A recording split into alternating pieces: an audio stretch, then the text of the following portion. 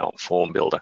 The form builder has been reworked on the Potentiality system just to make it ultra simple to collect information or collect payments, whatever you need to collect from the from your members or the general community. You can do that very simply using the new form builder. It's been designed using a facility that you should mostly be familiar with, whether it be through systems like Wufoo or just any other form builders in any other software.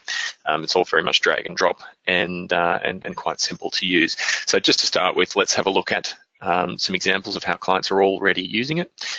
For example, you can see we've got here Trinity Grammar's site, and I can click on the Father's Day fundraiser. And they've used the content editing component to just drop in an image describing what they're selling, and then you can just see down the bottom we've got each of the items that they are selling. So as an example, I could just purchase 2 of the Funky Feet box of socks, and perhaps the Darth Vader and Son book. This has been built using the merchandise page, so it's slightly different to the submittable form page. The merchandise page assumes that payment's going to be collected, so it automatically has the total being summed down the bottom. You can see here we've got compulsory fields, so I can just put in some information there, and an email address. And you can see it's also got the son's details and information there to put in as well. So that's obviously up to the person who's building the form at the time. We just click Pay Now, and it just submits that form and takes us directly through to payment. So it's obviously through the integrated payment gateway. As with all of the payments collected within Potentiality, you can customize this particular payment any way you like. So it could have a surcharge, or it could the notification email might go to a different person. It's always customizable so that you can individualize every single payment so that it works in a different way. So to show another example here, we've got a form that's been created by Hills Grammar. They've designed their site so that it blends perfectly with their school website. So you can see we've got their school website here, and then we can switch over to their My Hills Net, which is their Potentiality system, but it's just been designed to function seamlessly with their school website. You can see they're running fundraisers here on behalf of the Parents and Friends Association, and they've also got their Parents and Friends Association using their business directory and alumni, so that they're bringing their whole community together.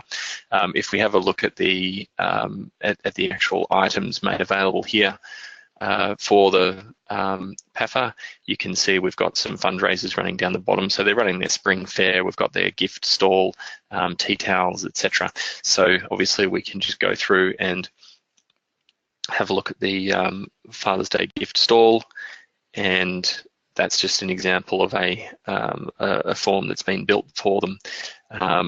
We can go through and have a look at some of the other examples. And so if we go back to the PAFA menu, we can click on one of the other fundraisers that they've created here, and this one's for the spring fair.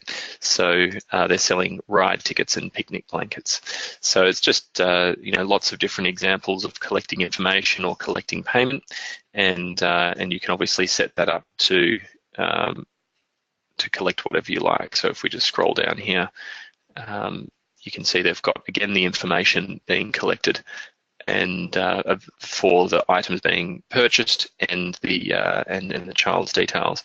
Now, what's important about this is you'll notice that there's little different coloured icons around the screen. The blue icon indicates a form, whereas the yellowy orange icons indicate editable content, and through that editable content you can just use our regular page builder and page layouts. So it's obviously just something that we can give access to you to make the page look however you want it to look, but we're obviously collecting information at the same time. By the way, I've just noticed a couple of people signing in late. Obviously that's my fault because of the late email I sent you guys, but we'll be recording the session so you can have another look. We'll be sending that through shortly.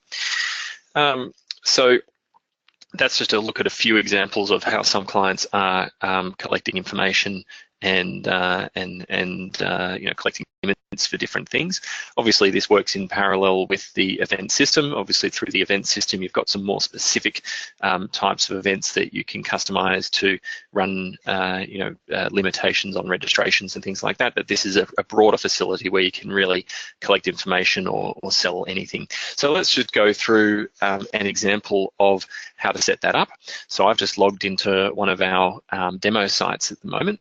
And if we just click on the edit menu,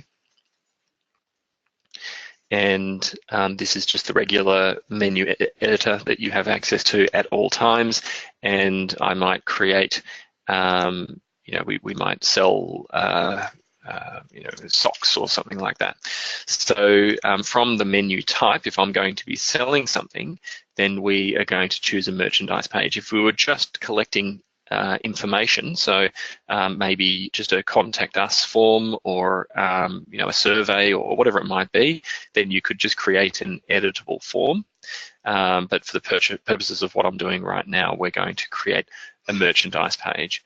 So if we just drop that in to the menu system, and we'll put it somewhere nice and prominent for now.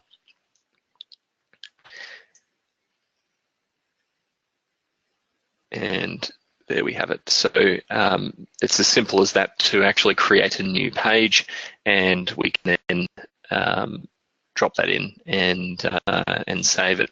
So we've now created the menu item, and you can see that's I've put it in the top layer there, but obviously you'd probably usually put that in the in a sub layer or a sub menu. But when we go through and have a look at that page, you can see it's been laid out as a blank template for me. So again, we've got the content editing available in the top right-hand corner. Those two icons are there because the first icon goes across the whole page above everything else, and the second item runs on the right down the side of the form. So it just means you can put in content however you like to make it look however you want it to look. So that's just the regular form builder that we've shown in demonstrations before. So you can look up on our wiki any information about the content builder. But we can just drop in something to make it look interesting right from the get-go. So let's say we put in one of these items that we've got here.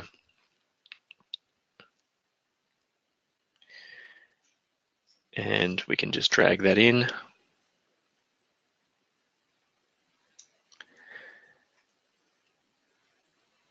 And we can just click save. So if you haven't seen before, then it's quite simple just to change those images to whatever you like. These are just layouts that you can use to give you a standard looking site. So if we then click on the form builder, you can see we've got a blank canvas, so to speak, and we've got some options available here on the right-hand side.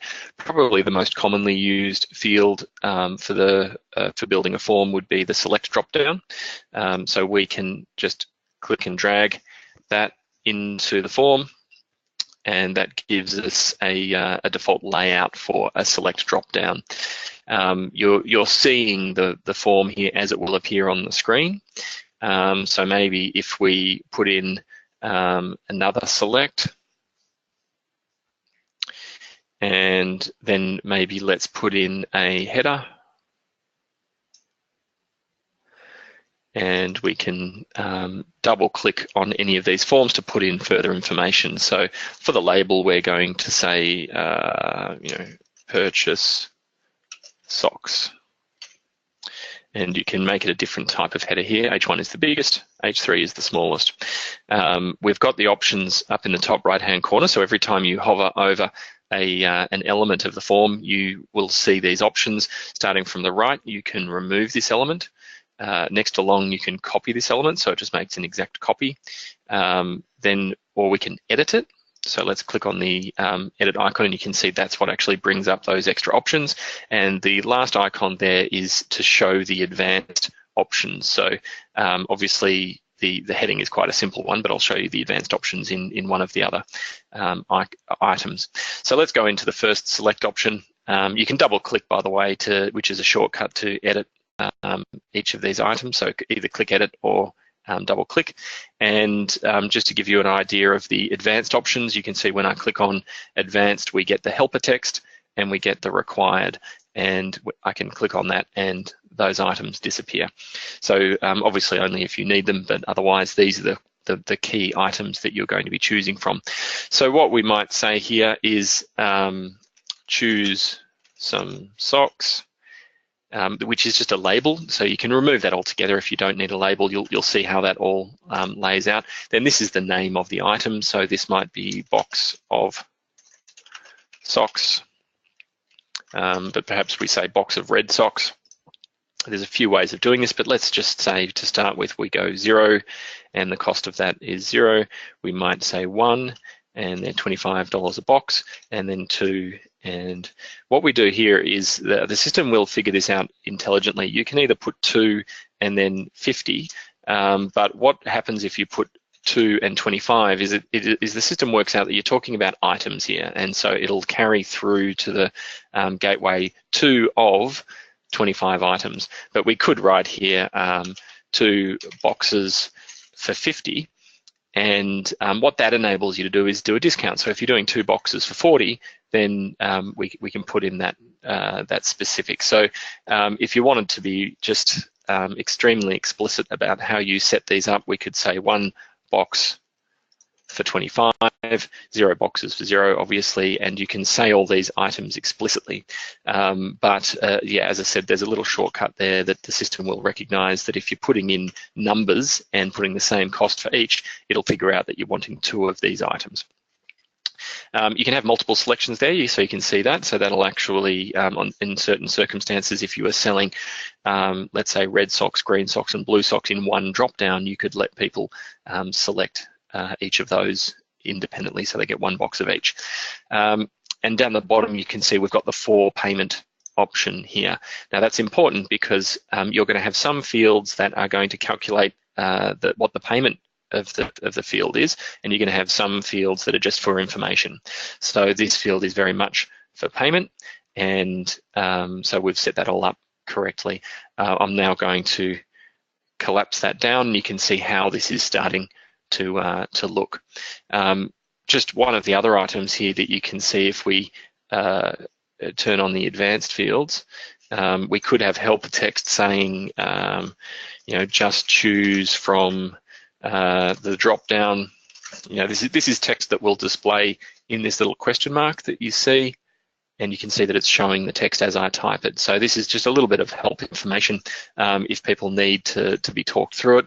The placeholder text is what shows there before someone chooses. So we could say here, choose how many you would like. And then we've got the names. So that's just a run through of all that information. And you can see now, again, that the form is reflecting all the changes that I've made.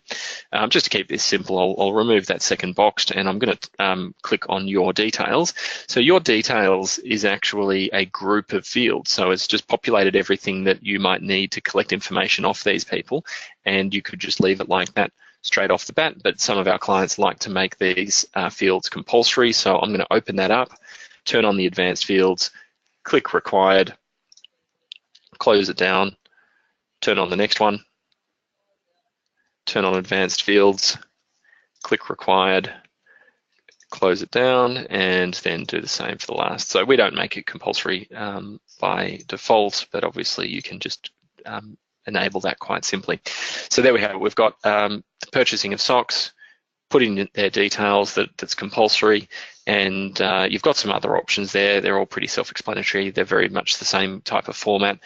We can even put in a paragraph here. So if we actually, I will show this example. If it's just just to put in a little bit more information. So you can see we've got a paragraph here. Now this paragraph is actually a fully editable area. So you can say, something like, please complete your information. We can even put in images here. So if we click on the little image icon, you can see we're coming through to our regular file repository. So you can actually just drop in images from your site. So you can see we've got all that there. So if we wanted to put in a photo of, I think that looks like the Terminator, we could just whack that in. And obviously we'll make that a lot smaller.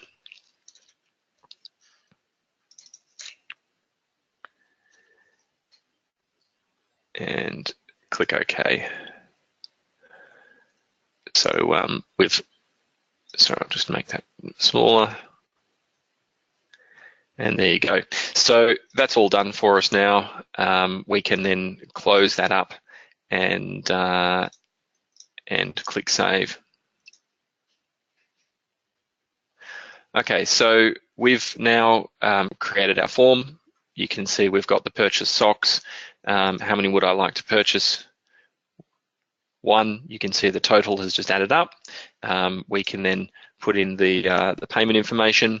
I've tried to submit now without filling out those required fields, and you can see that that has now forced me to fill out those fields. It's a little bit more obvious now what this editor icon in the top right-hand corner is. That's if you want to fill this space down the right-hand side. So we've now created a pretty nice looking form in a quite straightforward manner, and we can just type in information here and submit that and then go through to payment.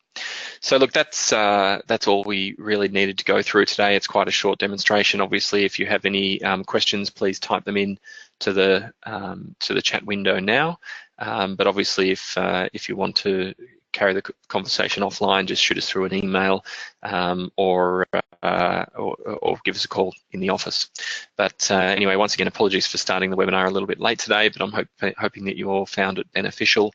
So thanks very much for joining in, and we'll see you next time. Thanks.